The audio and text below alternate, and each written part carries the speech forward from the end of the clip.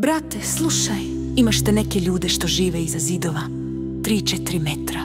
Ne znam koliko visoki, ali sranje od betona. I sve to zato jer vani ima golemi goli ljudi što jedu druge ljude.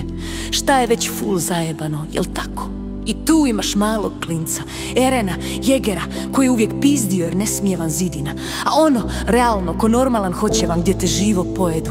Ali on je tvrdoglav i ovaj Eren stalno sanja neke noćne more pod drvetom. I Mikasa ga budi, nosi drva jer je lik zaboravio radit svoj posao.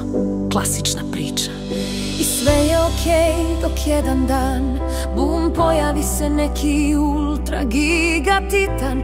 Ogroman ko neboder, ali golišav, ko da je zaboravio obuć hlače i samo pali zid. I onda uđu ostali titani, al ono horde govana, fekalni užas. I jednog od njih plavuša neka, malo retardiranog izgleda, ali jako, ko nešto super jako, uzme Erenovu staru i u sekundi pojede, ko da je sendvič od tunjevine. Full trauma, brate. I tu Eren pukne u glavi i kaže: jebem ti, ja ću skautove, ja ću pobit sve titane, sve ću vas razjebati, potrgati vam palčeve, gotovi ste. I ode u vojsku i trenira, uči skakati s onim kukama i sajlama. Bolje nego onaj glupi Daredevil, glupi jebeni odvjetnik, lažovi noge mu smrde.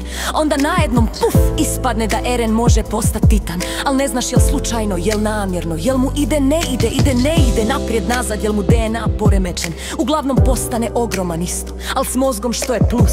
I kako ide dalje skužiš da nije sve samo titani glupi jedu ljude, nego ima politika, ratovi, ljudi s otoka, ljudi s kopna. Svi se mrze kao da im je neko sakrio daljinski, ali nije samo to. Jer jebi ga, oni divovi zapravo su ljudi, ili neki ljudi postaju divovi, ili ne, nije važno, ali Eren, ovaj glavni lik, on dobije neki jebeni founding titan. To je, mislim, neka moć koja može da kontrolira sve divove ili sve ljude. Ne znam, ali nešto sa memories i pass i onda pass, founding titan. I neko može da vidi sve kroz generacije. I neki lik je zapravo isto bio Eren, ili neko ko je imao moć. I svi pokušavaju da budu šefovi svega, ali niko ne zna šta je dobro, a šta loše. I svi umiru, mislim. To je ludo. A Eren onda zaključi da ako svi mrze njegov narod, on će doslovno sve izvan zida zgazit, ne baš pametno, al tip je već bio na rubu i ekipa se mora urotit protiv njega, jer će napravit planetarno sranje epskih razmjera i uspiju ga zaustavit, al ono, cijeli svijet je i dalje u komi, samo manje titan komi nego prije. I tako ti to završi, prilično depresivno, al s mrvicom nade svi će okrivi.